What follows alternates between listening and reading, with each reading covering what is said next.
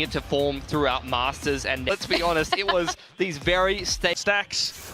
Good for the first one. Dambi continuing to hold out from green, but here come the shots. Oh, Meteor tracking the crosshairs. It takes too many.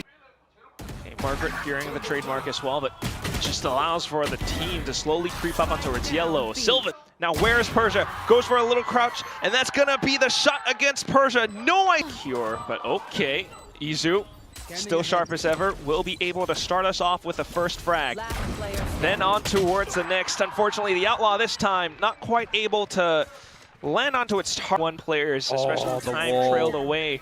Persia times it, but still, that said, especially with the utility coming through, a clear strategy headed towards to be the round. Nongshim, they keep themselves alive long enough at the quad. Yeah, 4K for Francis. Do love to see that one, but it starts off with the free clap. Margaret finds his opportune moment to strike, and the spike goes down. You continue to press forward as well, knowing that Buzz is more than likely just alone. So even with the Armageddon being sent in as well, Nongshim will continue to push forward, but the timer is still ticking away. At least he gets a kill away for his troubles, but the round is what it is. Yeah, I mean, Stax is nearby. Oh, Buzz! Tries his darndest to pull off his best works. It's going to be Stax and Meteor instead, though, so putting some numbers up now. Stax finding a triple. Expect a second one, though. Off of it, it's still going to be Nongshim continuing to bulldoze in for spot. It's going to be Margaret out by screens, holding the off angles, but instantly with contact found, T1 continues to push up. A salvo sent through. Anyway, tries to hop over onto rafters, and that's where Persia. Yeah, well, maybe it's something that Nongshim doesn't quite expect, but you got Dambi, you got Margaret, and now Ivy chimes in as well. Get your foot into the site. Spike planted now, and Sylvan to provide additional cover too. So Dambi and Margaret, 10 HP. A bit of a spam through the cloud burst, but still Izu goes for the burst. He grudges. One low HP Francis. Trying to go for the save now, but all right, Buzz far out from mid. We did have that operator over at the B side. It's there again, so no adjustment this time, and it's just little by little. T1 knocking the front door down. Whoa. Here we go.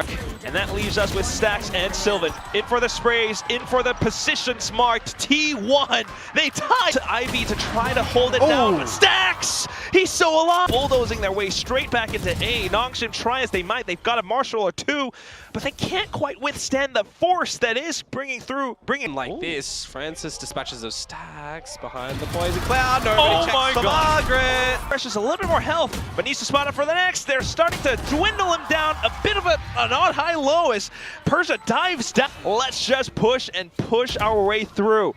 Instantly tagging up on towards Francis as well. Buzz watching the backline. Sniper Overwatch is right there. Ivy up towards the top. Going to work out for you, unfortunately, on the back end of that one. And Quack, Stax is going to be the one to close. And that's what made it so. Way Dambi finds the shot, refracts back in. Buzz to hold the off angle, but the trades are there. Holding the positions. You got a bit of a high-low with Buzz up on top. Here goes. Instantly in with a waylay, but Buzz in for the spray transfer. It's just the Francis down in mystery of this dark cover. Works around the back lines now, and Izu with the flash, holding the off angle as well. Buzz coming in to support. It's the snake bite that decays them down. Margaret has a snake bite of his helm with the Yoru at play. I mean, the fact that you're forcing it out means that you don't have to contend with it with the next couple of rounds. They're closer towards the pillars.